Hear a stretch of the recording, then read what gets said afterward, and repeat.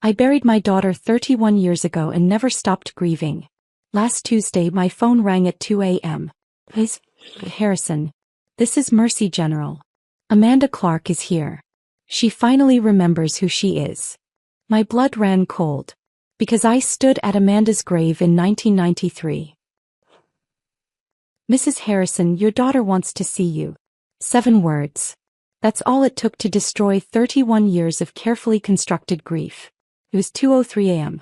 I'd been asleep beside my husband Caleb in our quiet house in Eugene, Oregon. The house where we'd learned to live with a ghost. The house where every room still carried the absence of the daughter we'd buried in 1995. Before we continue, thank you for being here. If you believe survivors deserve to have their voices heard, please consider subscribing. It's free and helps these stories reach others who need hope. Now let's see what happened next. My daughter is dead, I said into the phone, my voice automatic. Flat. I'd said it so many times it had become a reflex. Ma'am, I'm Dr. Rachel Winters from Mercy General Hospital in Portland. The woman in our care is Amanda Clark. She's 49 years old. She's been experiencing recovered memories for the past 72 hours. She remembers a house with a green front door. A mother who baked Dutch apple pie. A father who did terrible movie impressions. And she remembers a birthmark behind her right ear that her mother called her secret wings. I stopped breathing. The secret wings. Our secret. Mine and Amanda's alone. If she's alive, I whispered, then who did I bury? Dr. Winters was quiet for a moment. That's what we need to find out, Mrs. Harrison. But first, your daughter is asking for you. She finally knows who she is. The phone slipped from my hand. It hit the nightstand, clattered to the floor. Caleb was sitting up now, his face pale in the dim light from the alarm clock, staring at me with an expression I couldn't read. Brittany. His voice was careful. Afraid. Who was that? I couldn't answer. My mouth opened but no sound came out. My entire body had gone numb, like my brain had shut down everything except the most essential functions. Breathe in. Breathe out. Don't pass out. Caleb picked up the phone from the floor, pressed it to his ear. Hello. This is Caleb Harrison. Who is this? I watched him listen. Watched the color drain from his face. Watched his hands start to shake. We'll be there, he said finally, his voice hoarse. We're leaving now. He hung up. We sat there in the darkness, staring at each other. 38 years of marriage and I'd never seen him look like this. Lost. Terrified. Like the ground had just opened up beneath us. She said, Caleb's voice broke. She said Amanda's alive.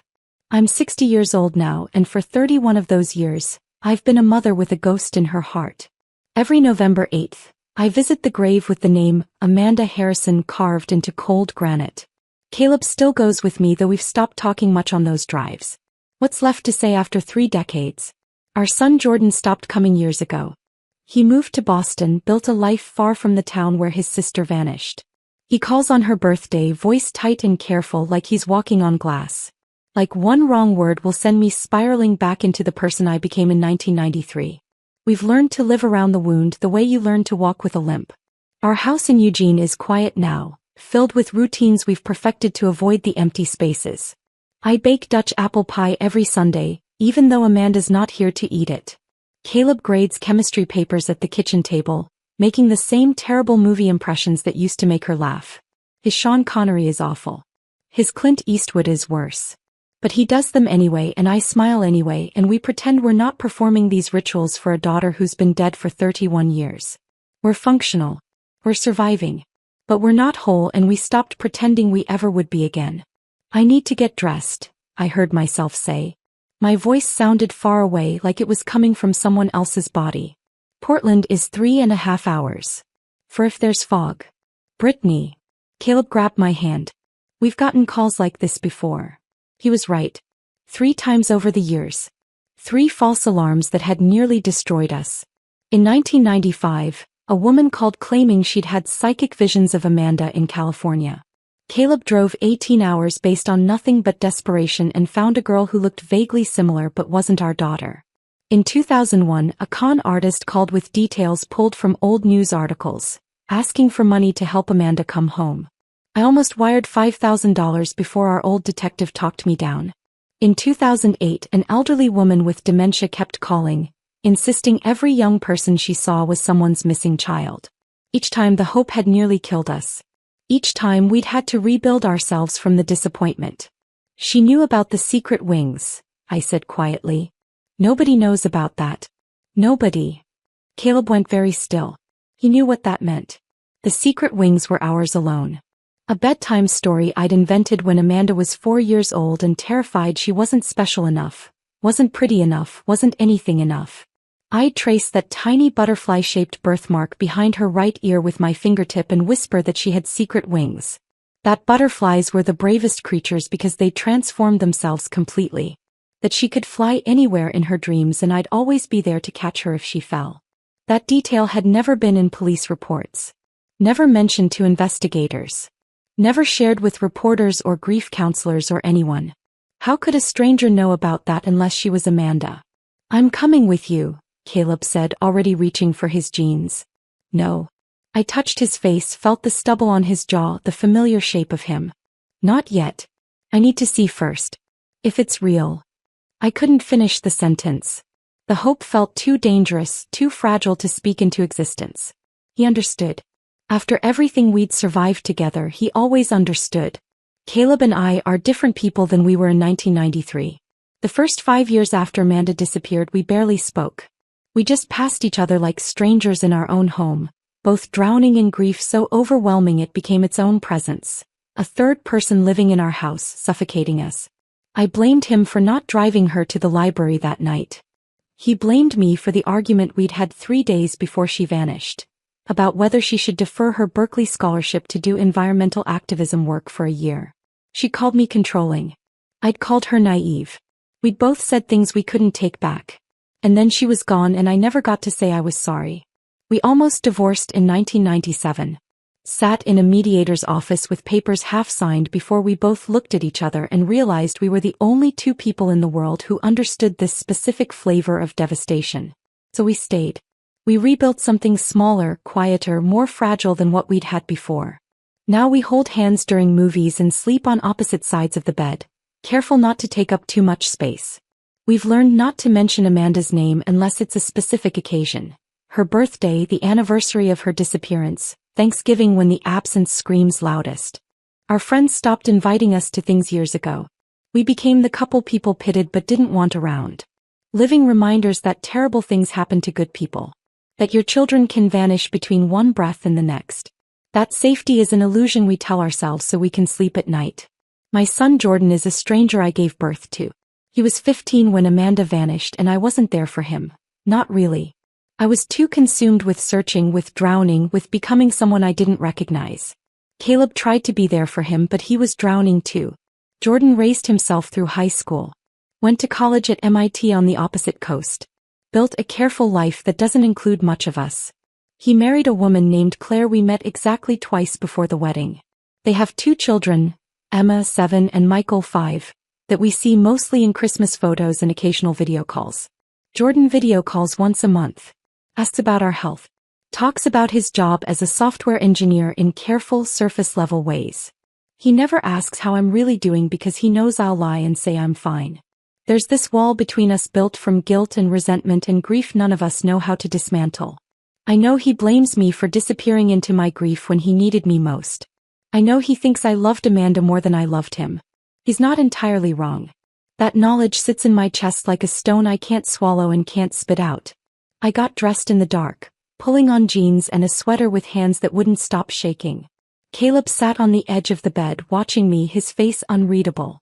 What if it's her? He asked quietly. Then we've been mourning the wrong person for 31 years, I said.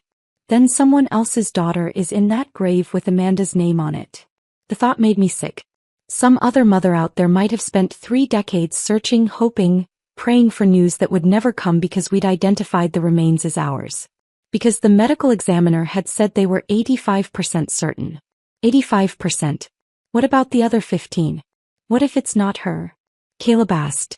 What if this is another? Then we survive it, I said. Like we survived the others. But I didn't believe it. Not this time. Not with the secret wings. I grabbed my purse, my keys, checked my phone. 2:17 a.m. If I left now, I could be in Portland by 6. Maybe earlier if the roads were clear. Caleb walked me to the door, pulled me into his arms and held me like he was afraid I might disappear too. Call me, he whispered against my hair. The second you know. I don't care what time it is. I will. I love you, Britt. I love you too. I got into my car, started the engine, backed out of our driveway in the dark. And as I drove toward Portland on empty highways, I realized that no matter what I found at Mercy General Hospital, nothing would ever be the same again. Either my daughter was alive and everything I'd built my life on for 3 decades was a lie, or she was dead, and this was just another cruel trick the universe was playing on a mother who'd already lost everything once. I didn't know which possibility terrified me more. The highway stretched ahead of me, dark and endless. I kept the radio off. I needed silence to prepare myself for whatever waited at the end of this journey. I needed silence to remember how to breathe. Because somewhere in Portland, in a psychiatric unit at Mercy General Hospital, a woman who called herself Amanda Clark was asking for me. A woman who knew about the secret wings. And I was about to find out if miracles were real. Or if hope was just another way to break. The highway was empty at 2:30 a.m. Just me and the broken white lines stretching endlessly ahead, swallowed by darkness the moment they passed under my headlights. I kept the radio off. Music felt obscene somehow, like celebrating at a funeral. The silence was suffocating, but I needed it. Needed the space to think, to remember, to prepare myself for whatever waited at the end of this 3.5-hour drive. My hands gripped the steering wheel so tightly my knuckles ached. November 8, 1993. That date lived in my bones. The last normal day before our lives split cleanly into before and after. Amanda had been 18. Brilliant. Full of fire and conviction and that particular brand of teenage certainty that you're invincible, that the world will bend to your will if you just push hard enough. She'd been accepted to Berkeley with a full scholarship. Environmental law. She was going to save the rainforests, stop climate change, make the world better through sheer force of will. But 3 days before she disappeared, we'd had a fight. A bad one. She'd wanted to defer her scholarship for a year. Said she needed to do real activism work first, get field experience, understand the problems she'd be fighting against.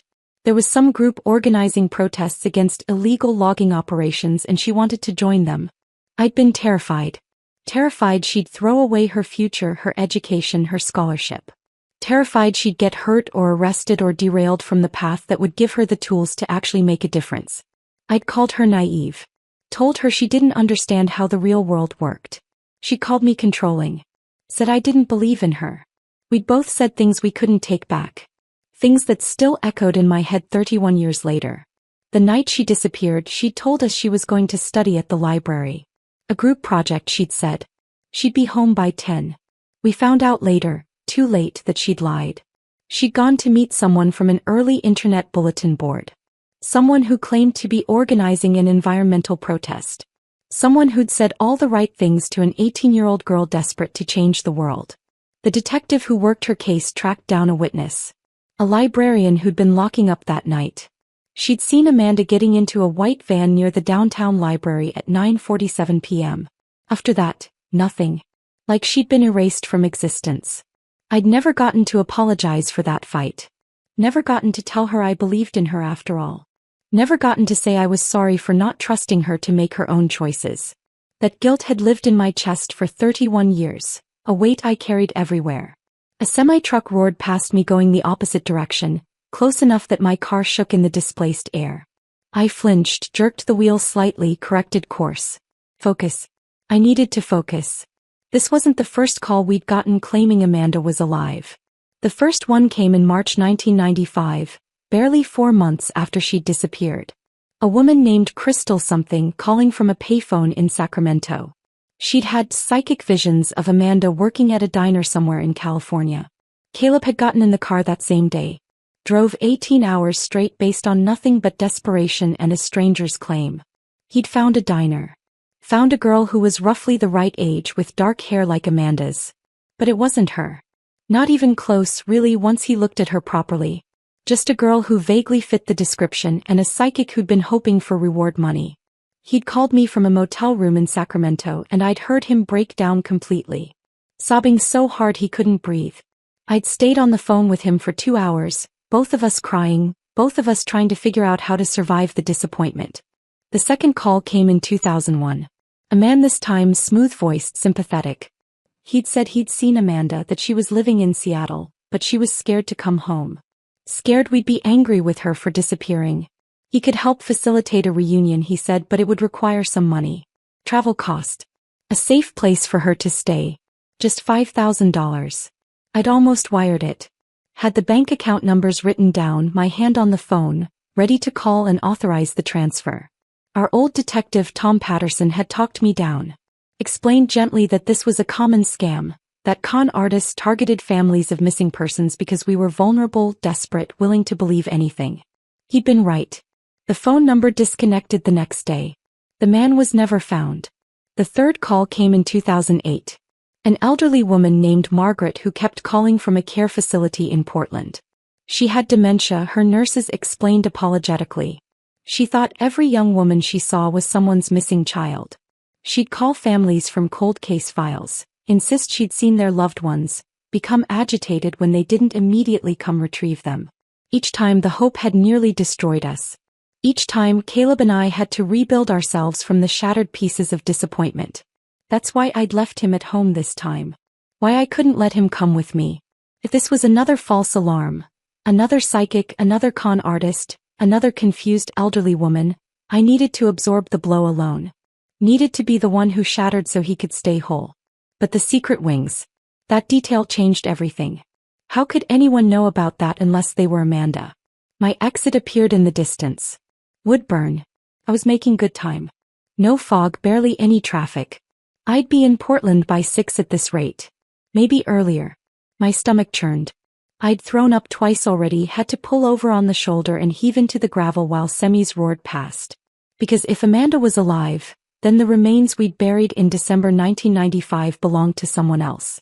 I could still remember that day with perfect clarity. The call from the detective. Hikers had found remains in the Cascade foothills. Female, approximately 18 to 20 years old. The forensic anthropologist estimated the body had been there at least a year, possibly 2.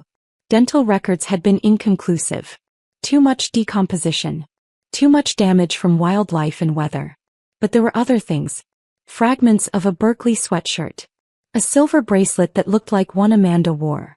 A gift from her grandmother. Delicate chain with a small tree charm. A student ID card so weathered and damaged you could barely read it, but the partial name matched. The medical examiner had been careful. Professional. He'd said they were 85% certain the remains were Amanda's. 85%. Not 100. Not definitive. But close enough. We'd been so desperate for closure. So exhausted from 2 years of searching, of not knowing, of living in this horrible limbo where she might be dead or might be suffering somewhere and we couldn't help her. 85% had felt like enough. We'd held a funeral. I'd picked out a casket for remains that barely filled a small box. Stood at a grave with Amanda's name carved into granite and said goodbye. Promised her I'd tried everything. Promised her I'd never stop loving her. Promised her I'd live the rest of my life trying to be worthy of being her mother. Now, driving through the darkness toward Portland, I realized we might have stolen another family's closure. Some other mother out there might have spent 31 years doing exactly what I'd done. Waiting. Hoping. Praying for news that would never come because we'd buried her daughter under the wrong name. The guilt of that possibility was crushing. I pulled over again at a rest stop outside Salem. Stumbled to the bathroom and threw up until there was nothing left. Splashed cold water on my face. Stared at myself in the harsh fluorescent lighting. I looked old. 60 years old, and every single one of them written on my face. Lines around my eyes, around my mouth. Gray hair I'd stopped bothering to color years ago. The face of a woman who'd spent 3 decades learning how to survive grief. What would Amanda see when she looked at me? If it was really her. If this wasn't another cruel trick. Would she even recognize me? I got back in the car. Kept driving. The sky was starting to lighten as I reached the outskirts of Portland. That ugly gray color between night and morning, everything washed out and colorless. Mercy General Hospital loomed ahead. Massive.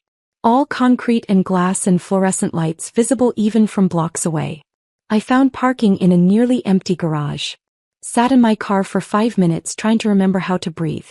Then I forced myself to move. One foot in front of the other. Through the garage. Into the main building. The lobby was quiet. Security guard at the desk. A janitor mopping floors. A few exhausted-looking people scattered in chairs, waiting for news about their own emergencies. "Can I help you?" The woman at the information desk looked kind. Tired but kind. "I'm looking for Dr. Rachel Winters. She's expecting me. My name is Brittany Harrison." The woman made a phone call. Nodded. Hung up. "She'll be right down." I stood there, my legs shaking, my hands clenched into fists to stop them from trembling. 5 minutes that felt like hours. Then a door opened and a woman walked toward me. Early 40s, wire-rimmed glasses, dark hair pulled back in a neat bun. Professional clothes, slacks and a blouse under a white coat. The kind of face that had seen too much human suffering to be easily shocked. "Mrs. Harrison?" She extended her hand. "I'm Dr. Rachel Winters. Thank you for coming so quickly." Her handshake was firm. Steady. Everything I wasn't. "I understand this must be overwhelming," she said gently. "Would you like some coffee before we talk? There's a consultation room just down the hall where we can sit." "No." My voice came out harsher than I'd intended. "I'm sorry, I can't. I need you to tell me what you know. Please." She nodded. "Of course. Follow me." We walked through corridors that smelled like antiseptic and floor polish. Everything was too bright, too clean, too sterile. We entered a small consultation room with a table for chairs, and a window that looked out over the parking lot. Dr. Winters gestured for me to sit. I did, gripping the edge of the table to keep my hands from shaking. "The woman we're treating has been living under the name Amanda Clark for approximately 31 years, Dr. Winters began. Her voice was calm, measured. Clinical. She's been in Portland the entire time. Working various jobs. Waitressing, retail, house cleaning. She's experienced homelessness intermittently. Multiple stays at shelters. She has no memory of a life before the name Amanda Clark. Until 4 days ago." "What happened 4 days ago?" I whispered. "She was walking through Pioneer Square. There was a street artist doing portraits from photographs. He sometimes works with a nonprofit that highlights cold cases. Missing persons from the 80s and 90s. One of the photographs he was working from was your daughter's image. Part of a Still Missing Awareness campaign." Dr. Winters paused. Pulled out a tablet. Opened a photo and turned it toward me. "When the woman we're treating saw this photograph, she had what we call a complete dissociative break. She collapsed right there in the square. Paramedics brought her here. She's been in our care for 72 hours. I stared at the photo on the tablet. Not the old missing person poster. A new photo. Recent. Taken here in the hospital. The woman was 49 years old. Her hair was cut short, dyed an unnatural dark brown that didn't suit her complexion. Her face was lined. Weathered. Marked by decades of hardship I couldn't begin to imagine. She was too thin. Cheekbones sharp. Eyes carrying shadows that spoke of things no one should have to survive. But the bone structure. The shape of her face. The way she held her mouth, even in this clinical hospital photo. "Oh God," I whispered. I saw Amanda looking back at me through 31 years of survival. "She's been having recovered memories," Dr. Winters continued, her voice pulling me back from the photograph. "Fragments at first. A house with a green front door. A mother who made Dutch apple pie every Sunday. A father who taught high school chemistry and did terrible impressions of movie characters to make her laugh. A little brother who collected baseball cards." My hand flew to my mouth. The green door. Our house in Eugene had a green front door. We'd painted it that color in 1991 because Amanda had insisted green was a lucky color. The Dutch apple pie. Every Sunday without fail for 18 years. Caleb's impressions. His awful Sean Connery, his worst Clint Eastwood, the way Amanda would laugh so hard she'd cry. Jordan's baseball cards. He'd kept them in a shoebox under his bed, organized by year and team, protective sleeves for his favorites. "There's more," Dr. Winters said gently. "She remembers a dog named Copernicus. A scar on her left ankle from falling off a skateboard when she was 12. A favorite teacher named Mr. Patterson who encouraged her to apply to Berkeley. She remembers the last argument she had with you, about whether she should defer college for a year to do environmental activism work." I couldn't breathe. Couldn't speak. Every detail was correct. Every single one. I need to see her, I whispered. Please. Dr. Winters stood. Follow me. But Mrs. Harrison, she paused at the door. I need to prepare you. The woman you're about to see has lived through significant trauma. She's not the girl you lost. She may never fully be that girl again. The integration process between who she was and who she's been forced to become will take years. Possibly her entire lifetime. I nodded, not trusting my voice. We walked through corridors that felt endless. Past rooms with closed doors hiding other people's private battles. Past nurses' stations with charts and monitors and the quiet beeping of machines. Past waiting areas with uncomfortable chairs and outdated magazines. Dr. Winters talked as we walked, but I barely heard her. Something about dissociative identity, about trauma responses, about the brain's remarkable ability to protect itself by erasing memories too painful to carry. My heart was pounding so hard I thought I might collapse right there on the linoleum floor. We stopped outside a room marked 4C. Dr. Winters put her hand on my arm. Look me straight in the eye. She's terrified, she said quietly. Terrified you'll reject her. Terrified you'll blame her for disappearing. Terrified you won't want her back after all these years. She's convinced she's not worthy of being your daughter anymore. I wanted to say that was insane. That nothing in this world or any other could make me not want my daughter back. But my throat had closed completely. No sound would come out. Dr. Winters studied my face for a moment, then nodded. She opened the door. The room was small. Standard hospital setup. A bed with rails, a chair by the window, bland beige walls, fluorescent lights that made everything look slightly sickly. A window overlooking the parking lot where early morning light was just starting to break through the gray. A woman sat in the chair by the window. She stood when I entered. Slowly, like her legs might not hold her. She was 49 years old, not 18. I had to keep reminding myself of that. 49. She'd lived an entire adult lifetime without me. Her hair was cut short, choppy, like she'd done it herself with kitchen scissors. Dyed an unnatural dark brown that didn't suit her complexion, growing out at the roots to show gray underneath. Her face was lined. Not just with age. I had lines too, laugh lines and crow's feet and the marks of 6 decades of living. Her lines were different. Deeper. Harsher. The kind that come from years of hardship and survival and things I couldn't begin to understand. She was too thin. Not the thin of someone who'd missed a few meals. The thin of someone who'd gone without for years. Her cheekbones were sharp, her collarbones prominent even under the oversized hospital clothes. Donated clothes, I realized.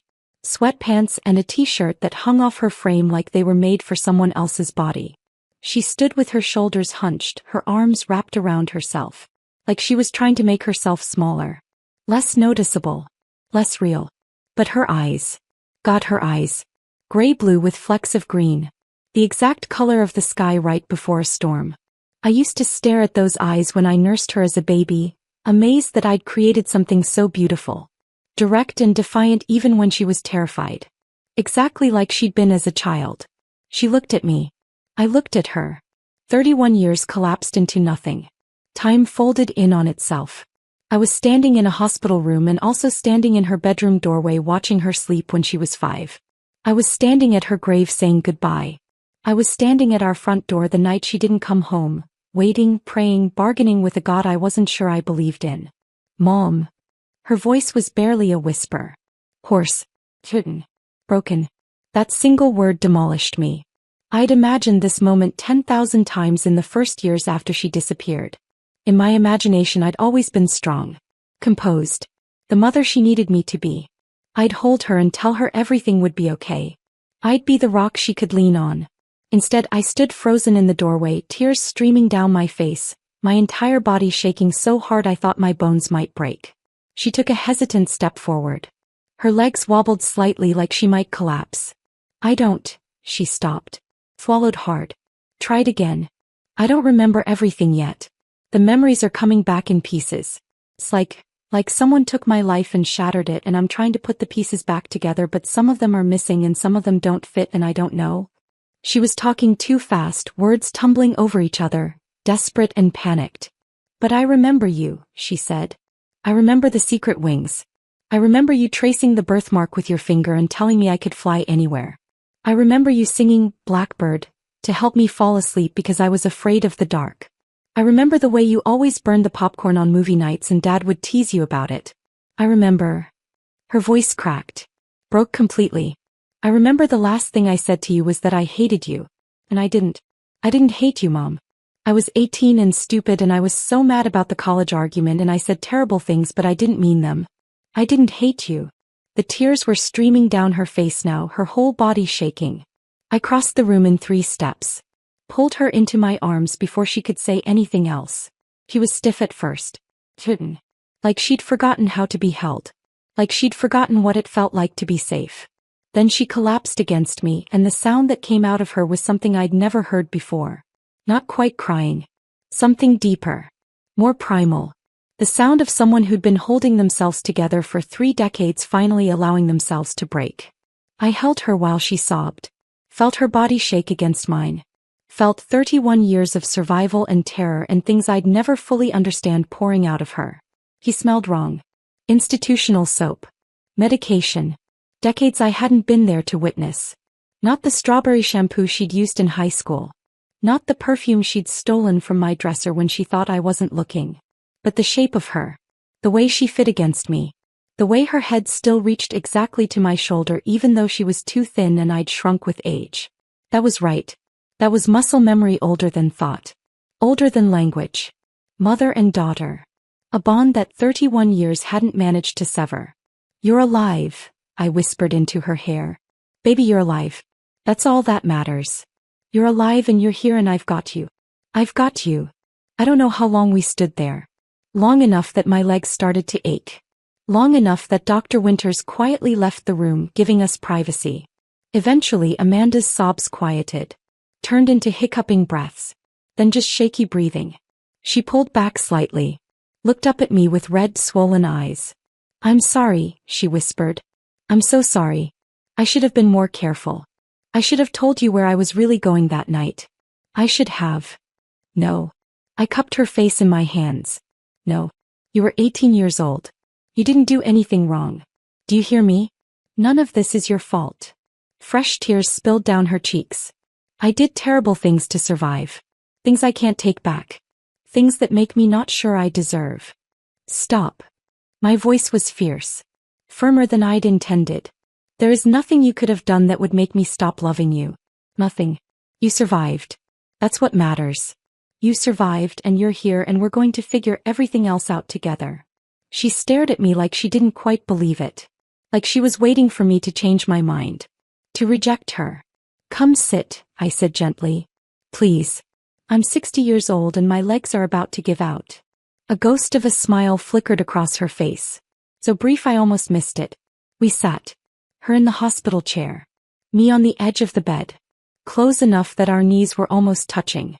I reached for her hand. She let me take it. Our fingers laced together and I held on tight. Tight enough that our knuckles went white. Tight enough that it almost hurt. Neither of us let go. Tell me, I said softly. Tell me what you remember. Whatever you can. Take your time. Amanda took a shaky breath. Stared down at our joined hands. And slowly, haltingly, with long pauses where she had to collect herself, she began to tell me what she remembered. Not everything. The memories were still fragmented, still coming back in jagged pieces that didn't always connect properly. But enough. Enough to understand that my daughter hadn't died on November 8, 1993. She'd been taken. She'd been erased. She'd been turned into someone else entirely. And somehow, impossibly, against odds I couldn't begin to calculate, she'd survived. Amanda's voice was hollow as she began to speak. Like she was reading words written by someone else. November 8, 1993, she said. I remember that date now. I'd forgotten it for so long but it's back. Every detail. I squeezed her hand. Waited. I'd been talking to someone online. On a bulletin board. We didn't have social media back then, not like now. Just these message boards where people posted about different topics. I was on one about environmental activism. She paused. Took a shaky breath. His name was Marcus. At least that's what he called himself. He said he was organizing protests against illegal logging operations in the Cascades. He talked about direct action, about making a real difference, about how young people like me were the only ones brave enough to actually do something instead of just talking about it. Her voice cracked slightly on the last words. He said there was a group meeting at a coffee shop downtown. Independent coffee house near the library. Said I should come meet everyone, see if it was something I wanted to be part of. I told you I was going to study at the library. I lied. I know, I whispered. The detective told us later. It's okay. It's not okay. Her voice was fierce suddenly.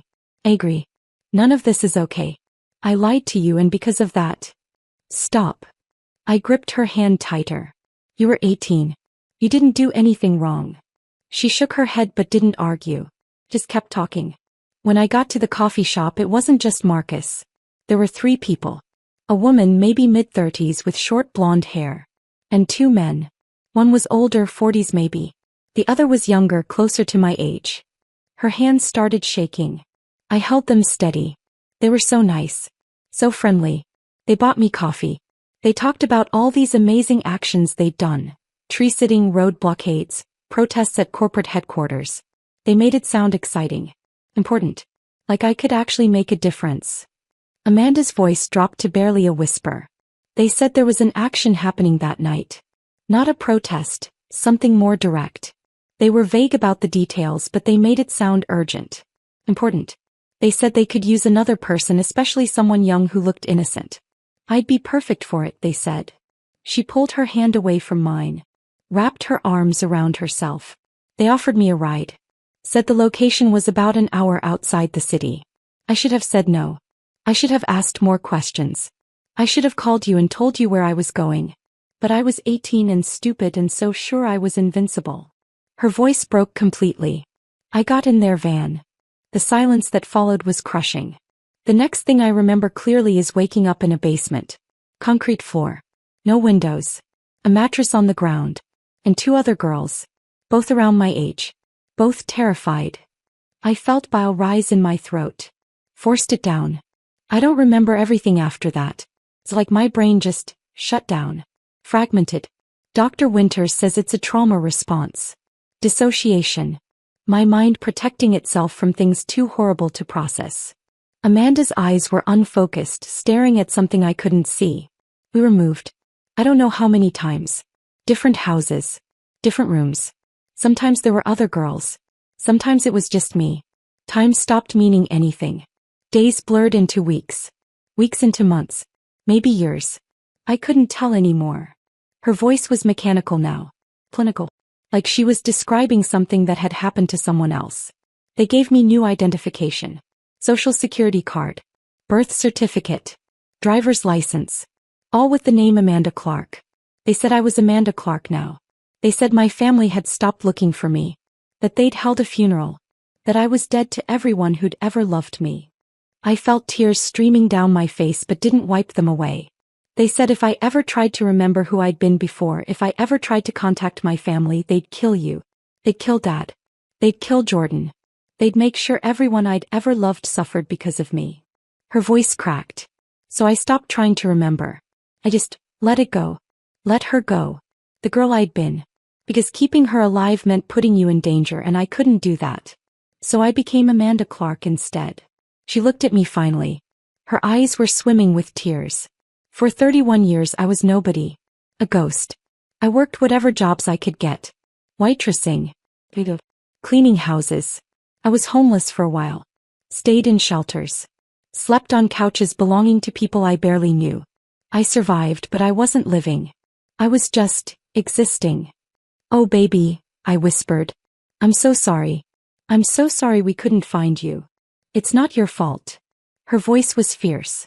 None of this is your fault. You didn't do this to me. They did. She took another shaky breath. About 5 years ago things started changing. I'd have these dreams. About a house with a green front door. About baking pie with a woman whose face I couldn't quite see. About a man doing terrible movie impressions that made me laugh.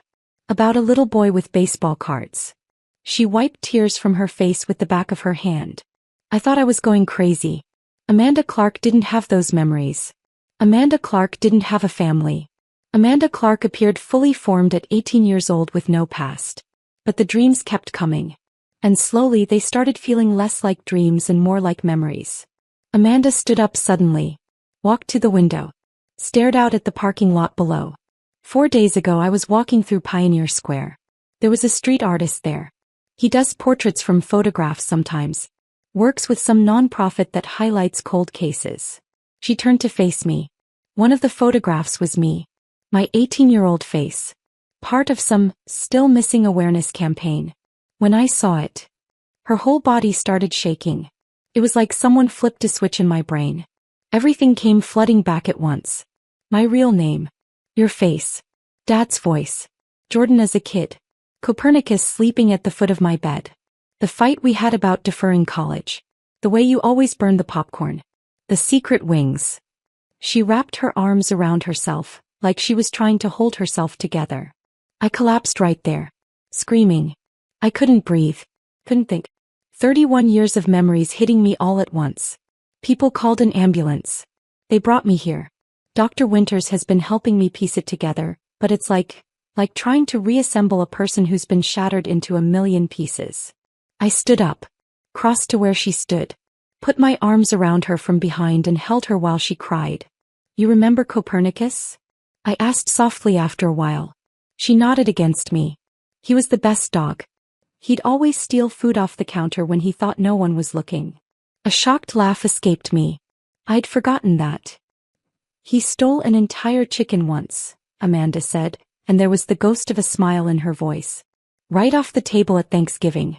Dad chased him around the yard for 20 minutes. We had to order pizza, I remembered. Jordan thought it was the best Thanksgiving ever. Amanda turned in my arms. Looked up at me with red, swollen eyes. Jordan, she whispered. My little brother. Is he? He's alive. He's in Boston. He's married. Has 2 kids. I touched her face gently. You're an aunt. Fresh tears spilled down her cheeks. I missed his whole life. I know. But he's going to want to see you. When you're ready. She nodded. Then something seemed to occur to her. Mom, she said slowly. If I'm alive, if I've been alive this whole time, then who did you bury? The question I'd been dreading. We don't know yet, I said quietly. The remains will need to be re-examined. Dr. Winters said they'll do DNA testing. Try to identify whoever. I couldn't finish. Amanda's face crumpled. Some other family has been waiting for answers while I was alive. Some other mother has been. Stop, I said firmly. That is not your fault. None of this is your fault. She looked at me with those eyes that had seen too much, survived too much. I hummed Blackbird in the shower this morning, she said suddenly. I didn't even realize I was doing it until Dr. Winters mentioned it. You used to sing that to me every night. You were afraid of the dark, I remembered. It was the only thing that helped you sleep. I still am, she whispered. Afraid of the dark. Afraid of basements. Afraid of white vans. Afraid of so many things. I pulled her close again. Held her tight. We're going to get through this, I promised. Together. However long it takes. She didn't answer. Just held on to me like I was the only solid thing in a world that kept shifting beneath her feet. Maybe I was. Dr. Winters knocked softly on the door about 20 minutes later. Amanda and I were still holding each other, neither of us quite ready to let go. I'm sorry to interrupt, Dr. Winters said gently. But Mrs. Harrison, there are some practical matters we need to discuss. And Amanda needs to rest. She's been awake for over 30 hours. I looked at my daughter. Her eyes were red and swollen, her face pale with exhaustion. She looked like she might collapse at any moment. I'll be right outside, I promised her. I'm not going anywhere. Amanda's grip on my hand tightened. You promise? I promise. She let go slowly like she was afraid I'd disappear if she blinked. I followed Dr. Winters into the hallway, my legs unsteady. The fluorescent lights felt too bright after the dim hospital room. Everything felt surreal, like I was moving through a dream. I need to call my husband, I said. And my son. They need to know. Of course. There's a consultation room down the hall where you'll have privacy. Take all the time you need. My hands were shaking so badly I could barely unlock my phone. I had 17 missed calls from Caleb. 3 voicemails. A dozen text messages asking if I was okay, asking what was happening, asking if he should come. I called him. He answered before the first ring finished. Brittany. His voice was raw. desperate. Please tell me. It's her.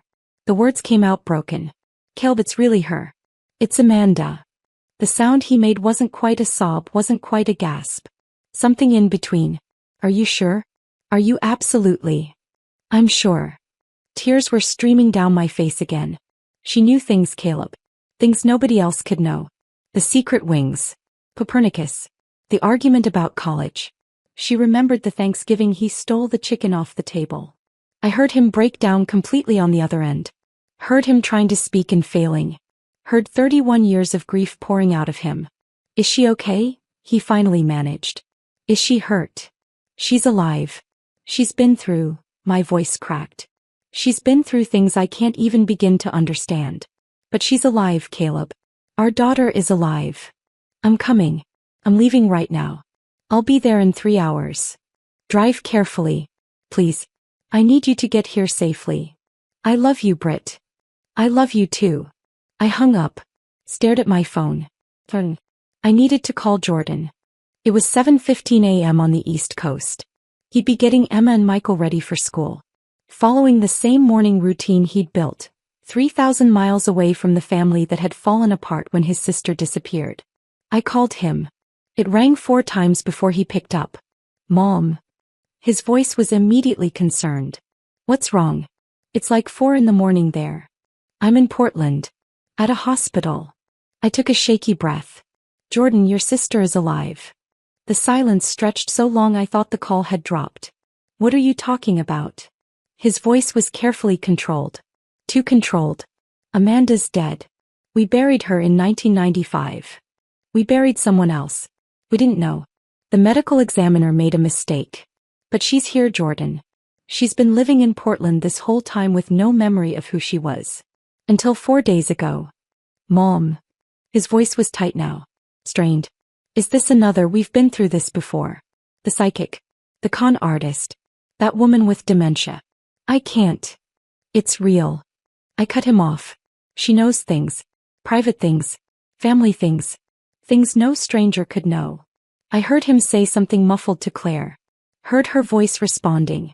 Heard him walking, a door closing. Are you sure? He asked quietly. Are you absolutely sure this time? I'm looking at her face right now in my mind and I see your sister. I see the girl who used to read you bedtime stories and threaten to beat up anyone who messed with you. I see her, Jordan. His breath hitched. Does she remember me? She remembered your baseball card collection. She remembered protecting you. She asked about you the second she could form words. I heard him crying. My son who'd built walls so thick around his grief that I'd almost forgotten he knew how to cry. I'll get on the first flight out, he said. I'll be there tonight. Tell her. His voice broke. Tell her I'm coming. Tell her I never stopped missing her. I will. After I hung up, I sat in that consultation room for a long time, trying to process everything that had happened in the past 5 hours. At 2:03 a.m. I'd been asleep in my bed. Now it was barely 8 in the morning and my entire world had been turned inside out. Dr. Winters found me there 20 minutes later. Mrs. Harrison, do you feel up to discussing next steps? I nodded, though I wasn't sure I felt up to anything. We sat across from each other at a small table. Dr. Winters had a file folder in front of her. Official looking. The kind that holds documents that change lives. First, we'll need to do DNA testing, she began. To officially confirm Amanda's identity. It's a formality at this point. I don't doubt who she is, but it's necessary for legal purposes. We can do that today. How long for results? With expedited processing, about a week. Maybe less. A week. 7 more days of existing in this strange limbo between impossibility and confirmation. There will also need to be interviews with law enforcement, Dr. Winters continued. The FBI has a task force that deals with trafficking cases. They'll want detailed testimony from Amanda about what she remembers. Names, locations, descriptions of the people involved. Any information that might help them find other victims or prosecute perpetrators. The thought of Amanda having to relive her trauma for strangers made me feel sick. Will she have to? I asked.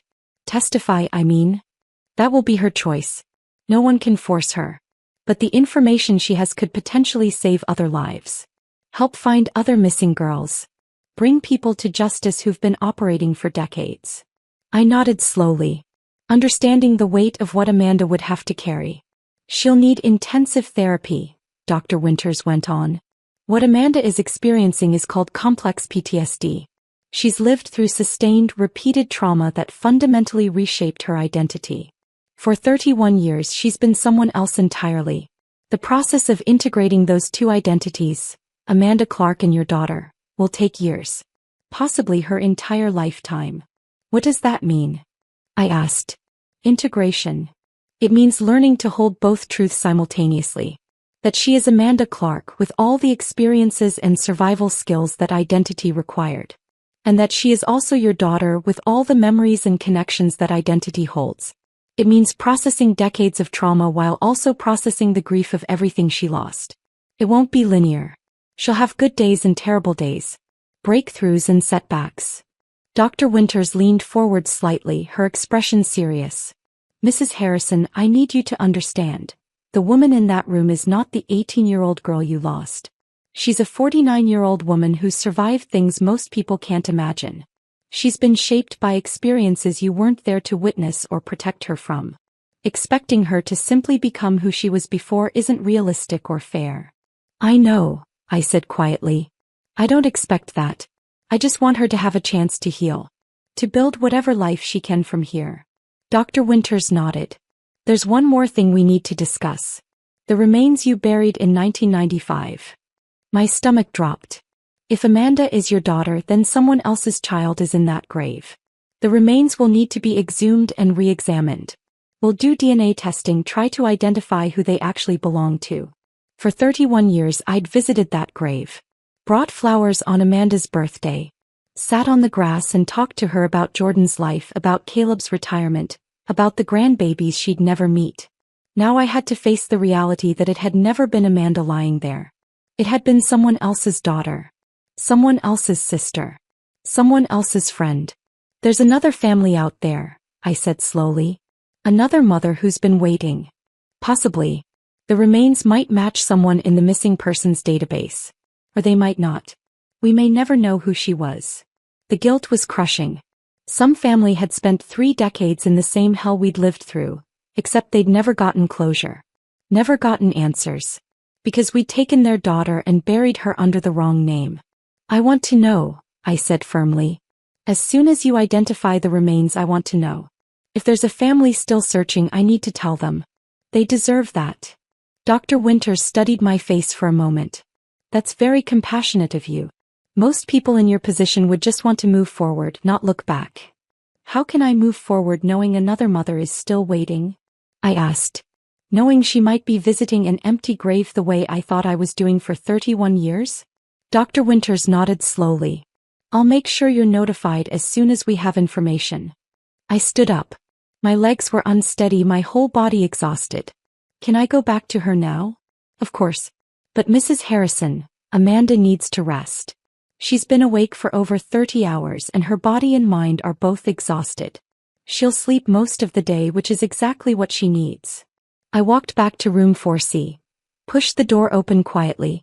Amanda was lying in the hospital bed now, her eyes already closing. A nurse was adjusting her checking her vital signs. I sat down in the chair by the window. The same chair she'd been sitting in when I first walked in. Mom. Amanda's voice was drowsy. You're still here. I'm still here. I'm not going anywhere. Promise. I promise, baby. I'll be right here when you wake up. Her eyes closed. Within minutes, her breathing evened out into sleep. I sat there watching her. My daughter. Alive. Here. And I wondered how we were going to survive rebuilding a life that had been destroyed 31 years ago. But I knew one thing with absolute certainty. We would survive it. We'd already survived the worst. Everything else was just details. Caleb arrived at the hospital just before noon. I was sitting in the chair by Amanda's bed watching her sleep when I heard his footsteps in the hallway. Fast. Urgent. Like he'd been running. I stepped out to meet him before he could burst into the room and wake her. He looked terrible. His hair was uncombed, his shirt wrinkled, his eyes red-rimmed and wild. He'd aged a decade in the 6 hours since my phone call. Britt. He grabbed my arms. Is it real? Please tell me it's real. It's real. I pulled him into a hug, felt him shaking against me. She's in there. She's asleep, but she's real. She's alive. The sound that came out of him was something between a sob and a gasp. He held on to me like I was the only thing keeping him upright. I need to see her, he whispered. I know. But Caleb, listen to me first. I pulled back, looked him in the eye. She's not 18 anymore. She's 49. She's lived through things we can't imagine. She looks different. Sounds different. She's not the girl we lost. He nodded, but I wasn't sure he'd really heard me. I opened the door to room 4C quietly. Amanda was still sleeping, curled on her side, one hand tucked under her cheek like she used to do as a child. Caleb stood in the doorway, frozen. I watched him take her in. The short, badly dyed hair. The lines on her face. The way she looked too thin even under the hospital blankets. The way 31 years had marked her in ways they hadn't marked us. Amanda. His voice cracked on her name. She stirred. Opened her eyes. Saw him standing there. For a moment neither of them moved. Then recognition flickered across her face. Dad. That single word broke him. Caleb crossed the room in 3 strides and pulled her into his arms. Amanda made a sound, half sob, half gasp, and clung to him like she was drowning and he was the only thing keeping her afloat. I'm sorry, she kept saying. I'm so sorry. I'm so sorry. Stop, Caleb said fiercely. You have nothing to be sorry for. Nothing. I stood in the doorway watching my husband hold our daughter for the first time in 31 years, and for the first time since that 2 a.m. phone call, I let myself believe this might actually be real. That first day set the pattern for the next 12. Every morning, Caleb and I would make the drive from Eugene to Portland. 3.5 hours there, 3.5 hours back. We'd spend the middle of the day with Amanda, then drive home exhausted, only to wake up and do it again the next morning. Some days were good. On day 2, Amanda remembered our old cat, Winston. Remembered how he'd knock things off counters just to watch them fall. She laughed when she remembered it. A real laugh, not the hollow, broken sound she'd been making. The sound made me cry. On day 4, she remembered family trips to Cannon Beach. Building sandcastles with Jordan. The time a wave knocked her over and she came up sputtering and laughing. Caleb teaching her to skip stones. Me warning her not to go too far into the water. You were always so worried, Amanda said. About everything. You'd pack 3 extra jackets just in case. I was trying to keep you safe, I said. Her smile faded. You couldn't keep me safe from everything. On day 5, she remembered Christmas mornings. How Jordan would wake everyone up at 5 a.m. too excited to wait. How we'd make hot chocolate and open presents in our pajamas. How Caleb would always pretend he hadn't gotten me anything, then pull out something he'd been hiding for weeks. Each memory was a small victory. Another piece of herself she was reclaiming from the decades of erasure. But other days were terrible. On day 6, Amanda had a panic attack so severe they had to sedate her. She'd been fine one moment talking about her favorite teacher in high school, and then suddenly she was hyperventilating, screaming that she couldn't breathe, that the room was closing in on her. We tried to help, but the nurses had ushered us out while they dealt with it. Caleb and I sat in the hallway listening to our daughter scream, and there was nothing we could do. On day 8 she had a dissociative episode. We'd been talking about Thanksgiving traditions when suddenly Amanda's eyes went blank. Completely empty. Like no one was home. Amanda. I'd said. Baby, can you hear me? Nothing. She stared straight through me like I wasn't there. Dr. Winters had explained later that it was a trauma response. When the memories became too overwhelming, Amanda's brain would essentially shut down. Disconnect from reality. It was a survival mechanism, but it was terrifying to witness. On day 9, Amanda refused to see us at all. When we arrived, the nurse said she'd had a bad night and didn't want visitors. We'd sat in the waiting room for 4 hours, hoping she'd change her mind. She never did. I'd cried the entire drive home. But we kept coming back. Every single day. Slowly, gradually, Amanda became more present. More herself. Whoever that self was now. Jordan arrived on day 3. I met him in the lobby. He looked exhausted. He'd taken a red-eye from Boston, hadn't slept. His wife Claire had stayed home with the kids, but she'd sent messages. Tell her we love her. Tell her we can't wait to meet her. Is she? Jordan started, then stopped. What should I expect? I don't know, I said honestly. She's different every day. Sometimes she's okay. Sometimes she's not. Just be patient with her. And with yourself. We walked to room 4C together. I knocked softly before entering. Amanda was sitting up in bed, picking at her breakfast tray without actually eating anything. She looked up when we entered and I saw her freeze when she saw Jordan. "Hey," Jordan said. His voice was carefully neutral. Controlled. "Hi." Amanda's voice was small. "Jordan." They stared at each other across the room. Jordan was 34 now. A grown man with a wife and kids and a successful career. The last time Amanda had seen him he'd been 15. A kid in braces who collected baseball cards and hero-worshipped his big sister. "You got tall," Amanda said finally. A surprised laugh escaped Jordan. "Yeah. You missed that." "I missed a lot of things." The silence stretched. Uncomfortable. Heavy with everything that couldn't be said. "I was 15 when you disappeared," Jordan said finally. 15. I needed my sister and you were gone. And then I needed my parents and they were gone too. Lost and searching for you. I raced myself, Amanda. I got myself through high school. Applied to colleges on my own. Learned to be an adult with no help from anyone. His voice was tight. Controlled. But I could hear the anger underneath. Amanda's eyes filled with tears. "I'm sorry. I know it's not your fault," Jordan continued. "I know you didn't choose this. But I'm angry anyway. I'm so angry. And I don't know what to do with it." "You can be angry," Amanda whispered.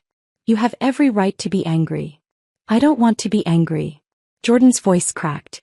"I want my sister back. But I don't know if that's possible.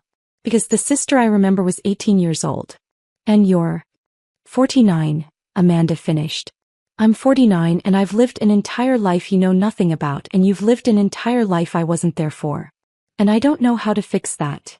"Maybe we can't fix it," Jordan said. "Maybe we just have to start over." They didn't hug that day. Didn't touch at all. But Jordan pulled a chair close to the bed and sat down. And they talked for 3 hours. About Jordan's life, his wife, his kids. About his job as a software engineer. About the life he'd built 3,000 miles away from the family that had fallen apart. Amanda listened to all of it, tears streaming down her face, mourning everything she'd missed. When Jordan left, he squeezed her hand. Brief, tentative, but real. "I'll come back tomorrow," he said. "Okay," Amanda whispered. It wasn't forgiveness. It wasn't reconciliation. But it was a start. On day 12, Dr. Winters called us into her office. Amanda sat between Caleb and me, our hands clasped together so tightly our fingers had gone numb. Jordan sat on Amanda's other side, his jaw tight with tension. Dr. Winters looked at us across her desk. Her expression was unreadable. For one terrible moment I thought she was going to tell us it wasn't a match. That Amanda was delusional. That we'd let ourselves hope for nothing. Then she smiled. "It's definitive," she said. "The DNA test confirms that Amanda is your biological daughter." The relief was so overwhelming I thought I might pass out. The room tilted. I gripped the arms of my chair to keep from falling. Caleb made a sound like he'd been punched in the stomach. Amanda started sobbing. Jordan put his head in his hands. We held each other in that small office, crying, laughing, unable to form coherent words. For the first time in 31 years I let myself believe in miracles. Then Dr. Winters cleared her throat gently. "There's something else," she said. "The remains from 1995 have been identified through DNA. Her name was Sarah Whitmore. She went missing from Seattle in 1994. She was 19 years old. Her family has been notified." The joy drained out of me like water through a sieve. Sarah Whitmore. Someone else's daughter. Someone else's sister. For 31 years I'd visited that grave. Mourned at that headstone. Talked to someone who was never Amanda. And somewhere Sarah Whitmore's mother had been waiting. Hoping. Never knowing her daughter was dead because we'd buried her under the wrong name. "I need their contact information," I said. My voice sounded distant. Hollow. Dr. Winters hesitated. "Mrs. Harrison, perhaps you should take some time." "No," I said firmly. "I need to speak with them. They deserve to know what happened. They deserve an apology." "Brittany, you don't have to," Caleb started. "Yes, I do." I looked at him. "How would you feel if our situations were reversed? If Sarah's family had buried Amanda by mistake and we'd spent 31 years waiting for answers that never came. He didn't have a response to that. Dr. Winters wrote down a phone number on a piece of paper. Slid it across the desk to me. Her mother's name is Margaret Whitmore, she said quietly. Please be gentle with yourself, Mrs. Harrison. This situation isn't your fault. But as I stared at that phone number, all I could think was, another mother had lost 31 years because of a mistake. And I needed to look her in the eye and tell her I was sorry. I called Margaret Whitmore 3 days after getting her number. I'd been carrying that piece of paper in my pocket, the numbers written in Dr. Winters' careful handwriting, unable to bring myself to dial. Finally, on a Thursday afternoon, I sat in my car in the hospital parking lot and made the call. She answered on the second ring. Hello. Her voice was tired, worn down by decades of waiting. Mrs. Whitmore? My name is Brittany Harrison. Dr. Winters gave me your number. My voice broke. I'm the woman who buried your daughter by mistake.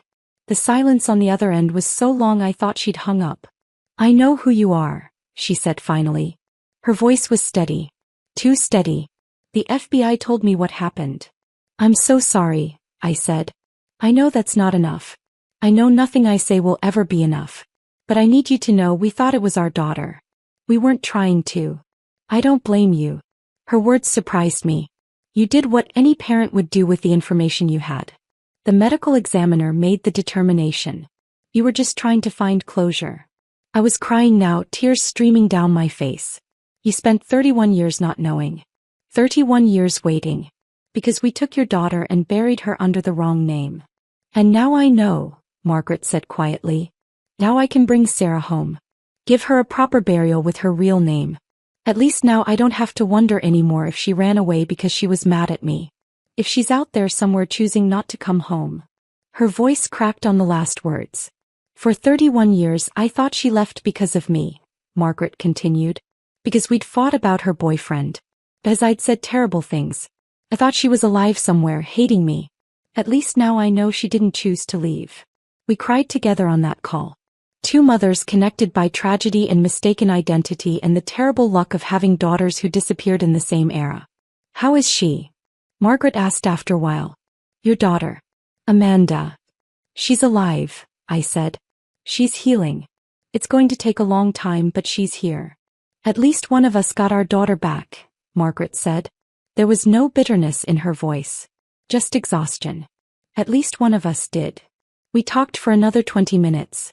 I promised to keep her updated on the exhumation process, on the transfer of Sarah's remains.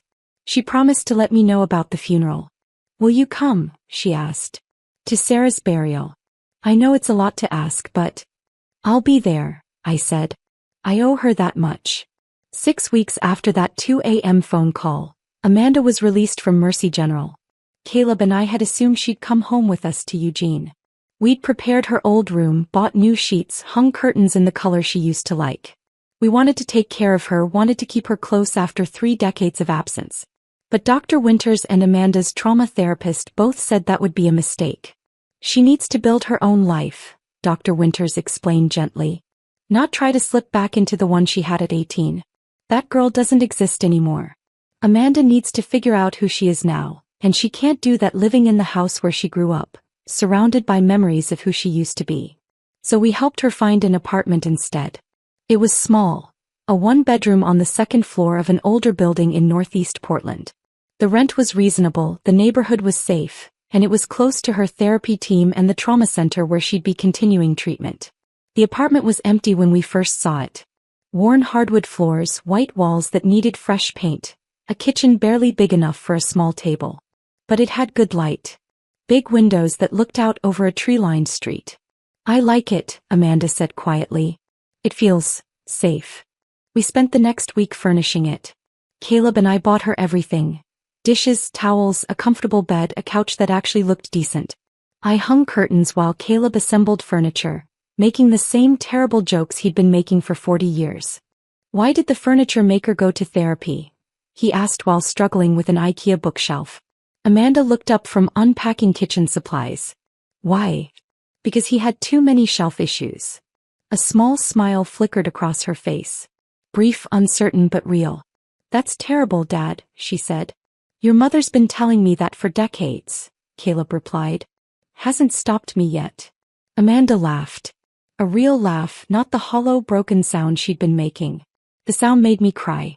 But even in those good moments I could see how different she was. The Amanda I remembered had been loud. Opinionated. Full of fire and conviction. She'd argued politics at the dinner table, debated environmental policy with anyone who'd listen, filled every room with her presence. This Amanda was quiet. Careful. She apologized constantly, for asking for help, for taking up space, for existing. I'm sorry, could you maybe, I don't mean to be difficult, but could we move the couch a little to the left? If it's not too much trouble. I'm sorry. You don't have to apologize, I'd tell her. This is your apartment. You get to decide where everything goes.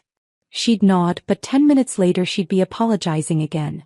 She had panic attacks triggered by things I couldn't predict. White vans passing on the street.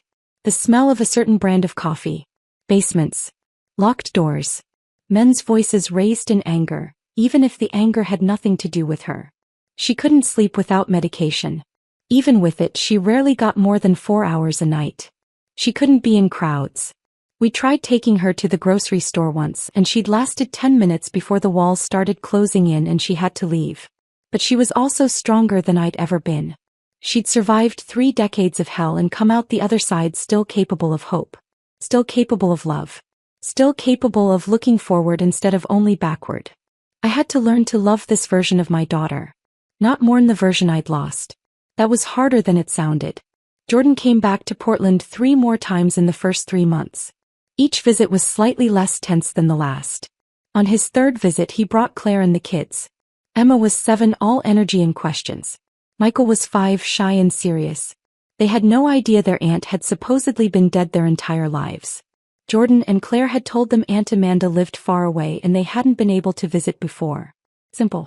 Age appropriate. Amanda cried when she met them. Emma was cautious at first, hiding behind her father's legs.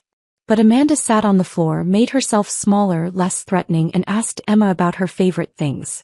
I like butterflies, Emma said. And purple. And my friend Sophia. I like butterflies too, Amanda said softly. I have a birthmark shaped like a butterfly. Want to see? Emma nodded. Amanda showed her the tiny mark behind her ear, and Emma touched it gently with one finger. That's so cool, Emma breathed. Amanda looked up at Jordan with tears streaming down her face. She has my eyes. Jordan nodded. Yeah. She does. Michael warmed up more slowly, but by the end of the visit he was showing Amanda his Pokémon cards and explaining in great detail which ones were rare. After the kids went to explore Amanda's small balcony, Jordan sat down next to his sister on the couch. Claire thinks I should talk to a therapist, he said. About all of this. The anger I'm carrying. That's probably a good idea, Amanda said. I'm trying, Jordan said. To not be angry at you. I know it's not your fault. I know you didn't choose any of this. You can be angry, Amanda told him. You have every right. I missed your whole life. Your high school graduation. Your wedding. The birth of your kids. I wasn't there for any of it. And I missed yours, Jordan said. 31 years of your life that I know nothing about. We're strangers who happen to share DNA and some childhood memories. Maybe we can start over, Amanda suggested. Not try to pick up where we left off because that's impossible. But maybe we can build something new. Jordan was quiet for a long moment. I'd like that. They started talking on the phone weekly after that. Awkward conversations at first, full of long pauses and careful topics. But gradually they got easier. Jordan told her about his work, his kids, his life in Boston. Amanda told him about her therapy, her struggles, her small victories. They couldn't fix 3 decades of loss. But they were building something. Something that might eventually feel like family again. For months after coming home, Amanda told us she'd made a decision. We were having lunch at her apartment. Sandwiches from a deli down the street, eaten at her small kitchen table. The FBI contacted me, she said. They want me to testify. About what I remember. The people involved. The locations. Anything that might help them find other victims or prosecute the people who are still alive. My stomach dropped. Amanda, you don't have to. I know I don't have to, she interrupted. Her voice was steady, determined. But I want to. Your therapist said testifying could set back your progress, I said. That it could be re-traumatizing. She also said it could be empowering, Amanda replied. That taking my story and using it to help other people could be part of my healing. Other girls are still out there, Amanda continued. Girls like I was. Feared. Lost. Trapped in lives they didn't choose. If my testimony can help find them, help save them, then I have to do it. Caleb reached across the table and took her hand. Are you sure? No, Amanda admitted. I'm terrified. But I'm doing it anyway. I have to take what happened to me and turn it into something that matters. Otherwise they win. The people who tried to erase me, they win. I tried to talk her out of it. Tried to protect her from more pain. But Caleb put his hand on mine and shook his head. This is her choice, he said quietly. She gets to decide how she heals. So 3 weeks later, I sat outside a closed FBI conference room while Amanda testified. 3 days of testimony. 8 hours each day. Reliving every detail of the worst years of her life. I waited in the hallway with Caleb. Paced. Drank terrible coffee from vending machines. Counted the tiles on the floor. When Amanda finally emerged on the 3rd day, she looked like she might collapse. I caught her before she fell, held her while she sobbed, supported her weight as we walked to the car. She didn't speak the entire drive home. Just stared out the window with hollow eyes. But 2 days later she called me. They found someone, she said. Her voice was shaky but determined. Because of what I told them. They found a woman who'd been missing for 8 years. She's going home to her family. Oh baby, I whispered. It was worth it, Amanda said. It was worth every second of reliving it if it means one more person gets to go home. And I realized that my daughter was braver than I'd ever been. She'd survived the unsurvivable. And now she was fighting to make sure no one else had to. 8 months after Amanda came home, she called me on a Tuesday afternoon. Mom, I did something and I need to tell you about it before you see it online. My stomach dropped. What happened? Are you okay?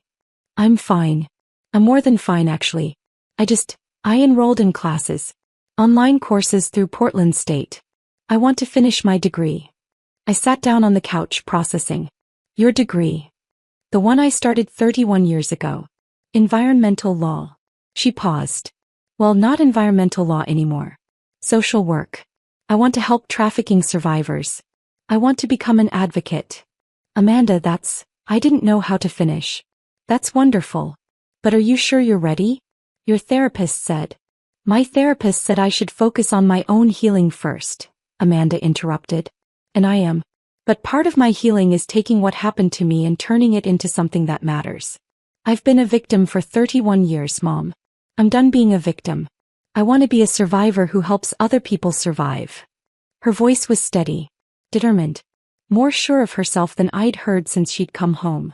If this is what you want, I said carefully, then your father and I will support you. Thank you, she whispered. I need this. I need to feel like those 31 years weren't just wasted. Like they can mean something. She threw herself into her studies with an intensity that scared me sometimes. Late nights reading textbooks about trauma-informed care. Writing papers about systemic failures in victim services. Video calls with professors and classmates, her voice stronger each time. Caleb worried she was pushing herself too hard. I did too. But she was also thriving in a way I hadn't seen since she'd come home. 2 months after enrolling, Amanda started volunteering at a local nonprofit that worked with trafficking survivors.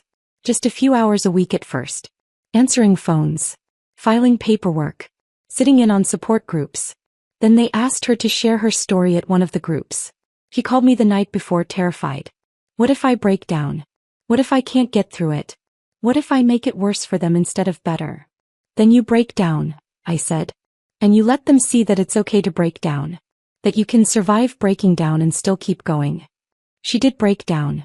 He told me about it afterwards. She'd gotten through most of her story. The abduction, the years of erasure, the moment she saw her own face on that poster, and everything came flooding back. Then someone in the group had asked, how did you keep going all those years? And Amanda had fallen apart. But the other women in the group had surrounded her. Held her. Told her they understood. That they'd asked themselves the same question. That seeing her survive gave them hope they could survive too. I helped them, Amanda said, wonder in her voice. Just by being there. Just by surviving. I helped them. After that she spoke at more events. Awareness campaigns. Fundraisers. College classes studying human trafficking. Then a journalist from a national magazine contacted her. They were doing a piece on long-term trafficking survivors. Would Amanda be willing to share her story? He said yes. The essay was published in September. 31 years lost. One woman's journey from erasure to advocacy. It went viral within hours. Suddenly, people recognized Amanda on the street. Not as Amanda Clark, the broken homeless woman who'd spent decades invisible, but as Amanda Harrison, the survivor who'd come back from the dead. She got messages from other survivors. From families of missing persons. From people who'd never thought about trafficking before but were now paying attention. You're making a real difference, I told her. I'm trying, she said. I'm trying to make those 31 years mean something other than just pain.